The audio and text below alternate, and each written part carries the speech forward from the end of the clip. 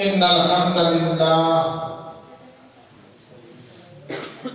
لله لم يزل ولا يزال حيا قيوما عالما قديرا مدبرا سميعا بصيرا ونشهد أن لا إله إلا الله ونشهد أن محمدا عبده ورسوله أما بعد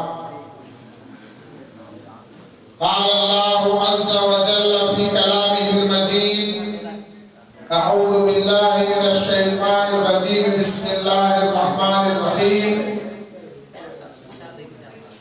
إنما يأمر مساجد الله من آمن بالله واليوم الآخر صدق الله مولانا العظيم ونحن على ذلك لمن الشاهدين والشاكرين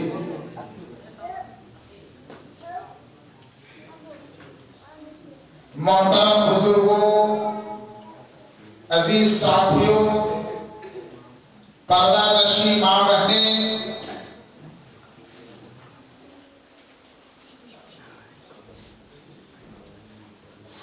بہت خوبصورت انداز میں آپ حضرات نے اس بزم کو سجایا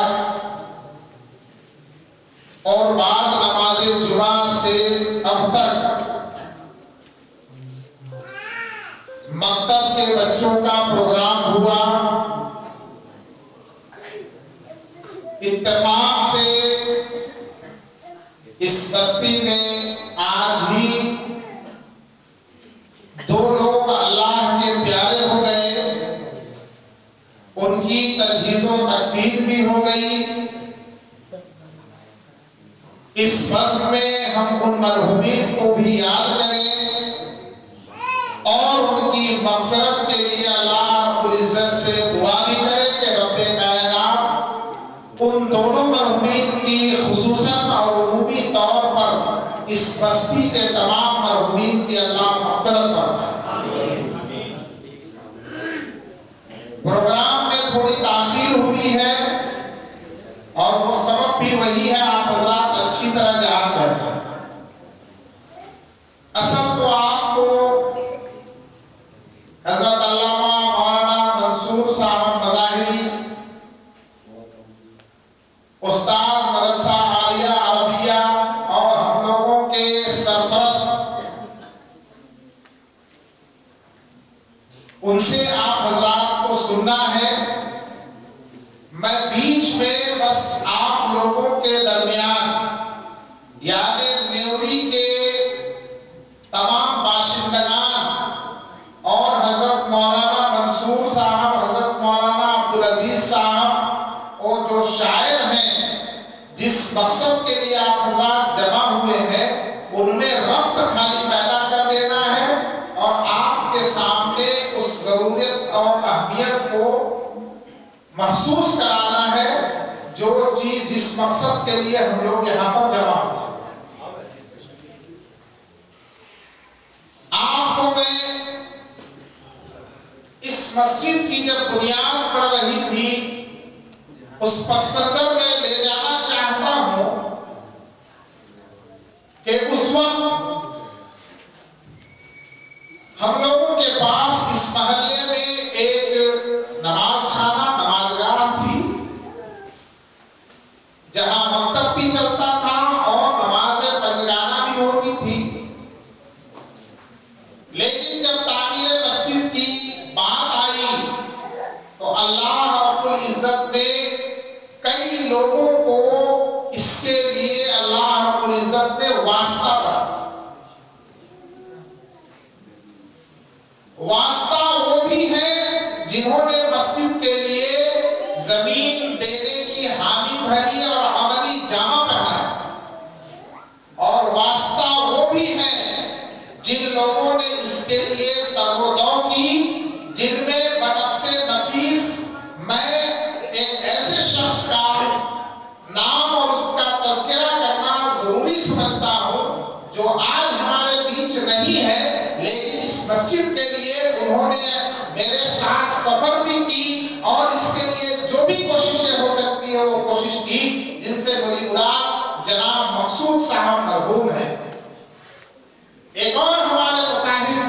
جو صاحب فراش ہیں جناب قاری معین الدین صاحب، وہ بھی ہم لوگوں نے اس مسجد کے لیے جو بھی اللہ کو استعمال کرنا تھا اس اعتبار سے ہم لوگوں کو اللہ نے واسطہ بنایا اور اس مسجد کی بنیاد پڑی، اور الحمدللہ یہ مسجد کے حیثیت سے بھی آباد ہے اور مکتب کے اعتبار سے بھی آباد ہے، جیسا کہ آپ نے بچوں کے پروگرام سے محسوس کیا۔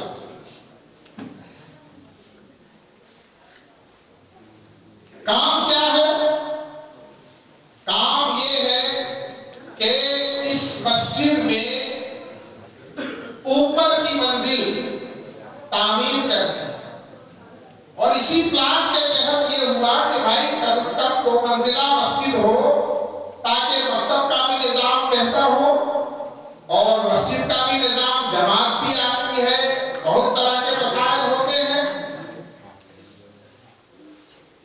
اللہ کے نبی صلی اللہ علیہ وسلم کی ایک حدیث میں سنا کر کے اور آپ کے ذہن میں، آپ کے دل و دماغ میں یہ فکر ڈال کر کے میں اپنی جگہ لوں گا۔ اللہ کے نبی صلی اللہ علیہ وسلم نے ارشاد فرمایا کہ ابن آدم یعنی انسان کے قدم اللہ رب العزت کے سامنے سے، اللہ کے دربار سے ہل نہیں پائیں گے اس دن، قیامت کے دن، جب تک کہ وہ 5 چیزوں کے 5 سوالوں کے جواب نہ دیں۔ ایک سوال تو قبر میں انسان کے ساتھ ہے، لیکن اللہ رب العزت کے سامنے میدان محشر میں وہ علیم و خبیر ہے، ساری باتیں وہ جان رہا ہے، اس کے باوجود انسان کی زبان اور اس کے آلہ، اس کے ہاتھ پیر اس بات کی گواہی دیں گے اور جواب دیں گے کہ اس نے کیا کیا۔ چنانچہ فرمایا کہ انسان اپنی عمر کو کہاں کھپایا، اور عمر ہی فیما افنا، کہ اس نے اپنی عمر کہاں گزاری ہے۔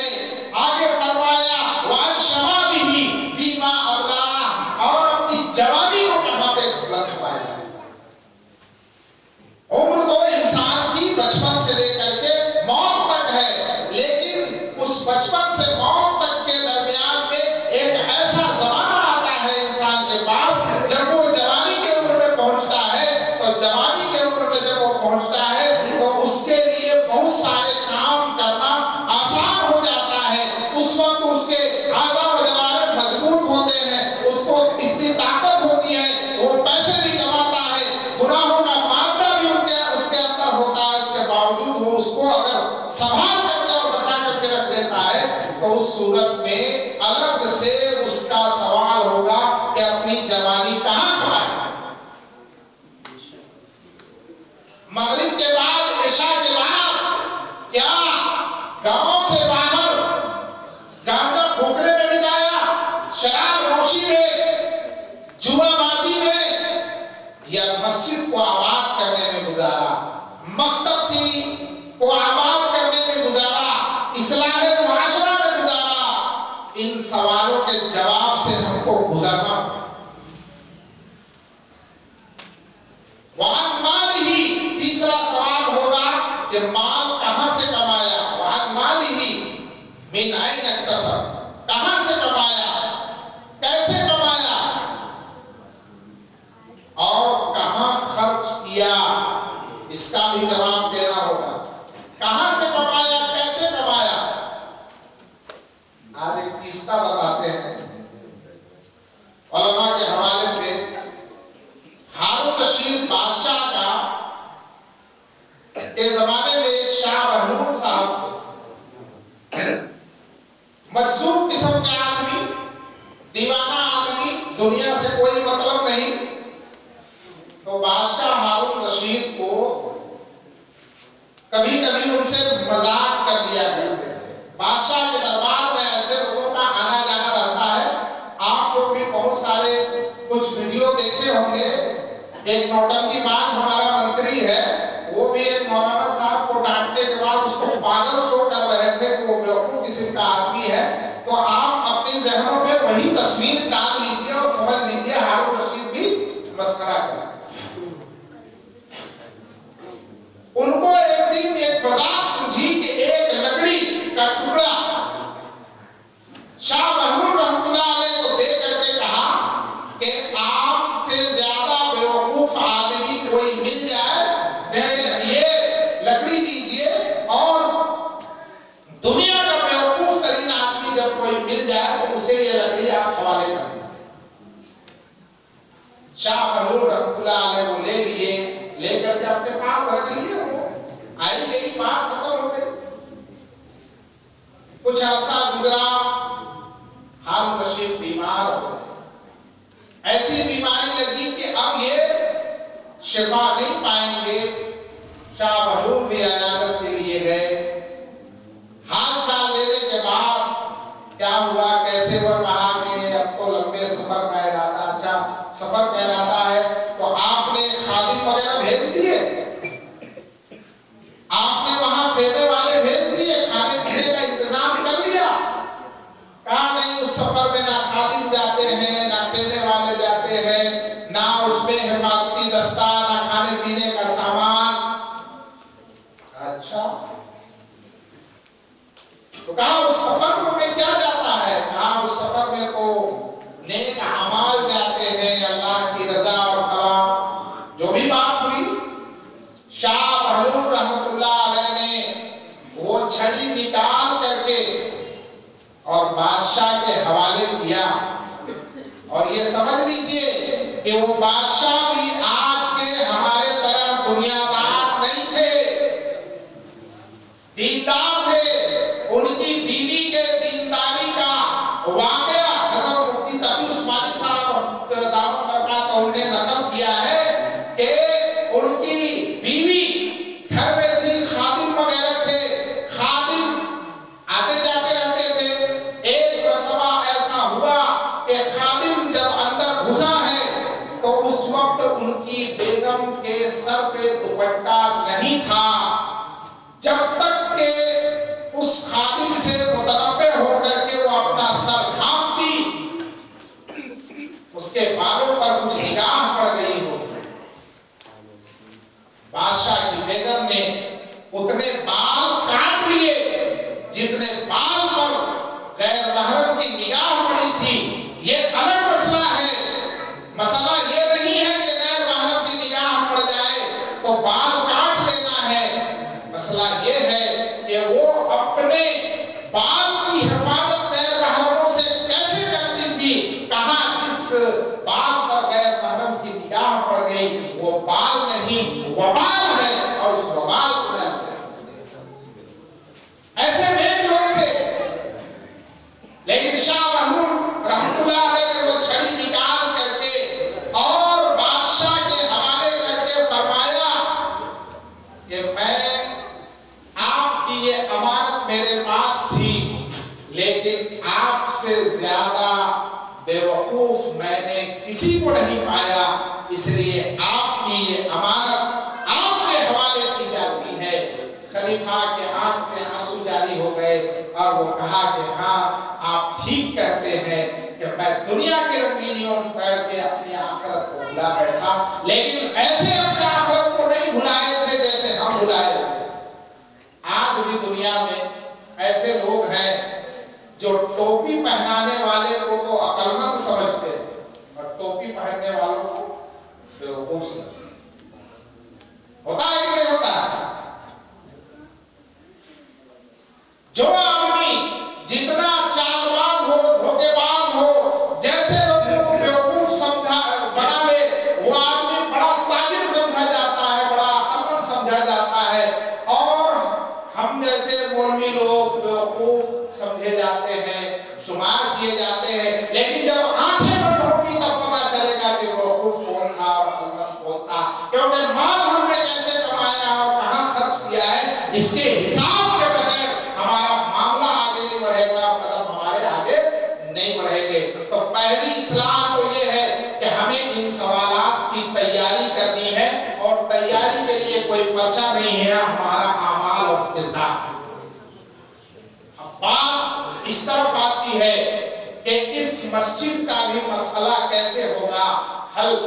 اللہ رب العزت نے کیا فرمایا ہے کہ مساجد کی تعمیر وہ حضرات کرتے ہیں، وہ لوگ کرتے ہیں جو اللہ پر ایمان یوم آخرت پر ایمان رکھتے ہیں، نمازوں کی پابندی اور نماز قائم کرتے ہیں، زکات ادا کرتے ہیں اور اللہ کے علاوہ کسی سے خوف نہیں رکھتے، وہی لوگ اللہ کیا کرتے ہیں؟ مساجد کی تعمیر کرتے ہیں۔ حضرت مولانا عبدالعزیز صاحب تشریف رکھتے ہیں۔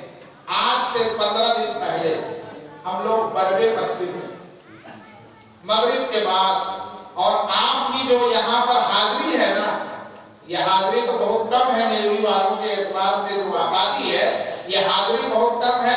مفتی صاحب نے شاید لاؤڈ اسپیکر وہاں تک پہنچا دیا ہے کہ اس سرد رات میں اپنے بستر سے لوگ سن رہے ہیں، اور چندے کی جب باری آئے گی تو انشاءاللہ وہ لوگ بھی بھیج دیں گے۔ آج کل تو پیسہ بھیجنے کا آسان اپائی ہے نا، موبائل کے ذریعے بھی ہے نا، اس کا انتظام بھائی مفتی صاحب ہاں ہے ان تک۔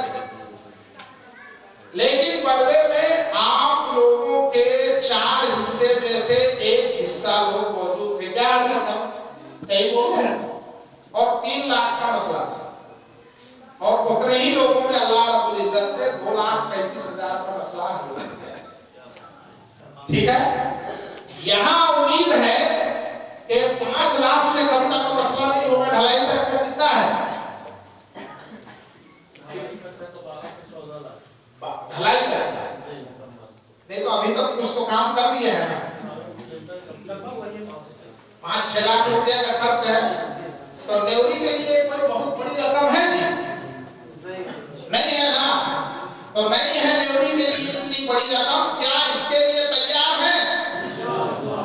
اب سنیے کہ ان سب چیزوں کا کیا فائدہ ہوتا ہے۔ ایک حدیث آپ بہت مشہور سنتے ہیں کہ اللہ کے نبی نے فرمایا، حضرت عثمان غنی رضی اللہ تعالیٰ عنہ کی روایت ہے کہ جو اللہ رب العزت کے خاطر اس روئے زمین میں اللہ کے لیے مسجد بنائے گا، اللہ رب العزت جنت میں اس کے لیے اس سے بہتر محل تیار کرنے کی۔ یہ بات تو آپ جانتے ہیں۔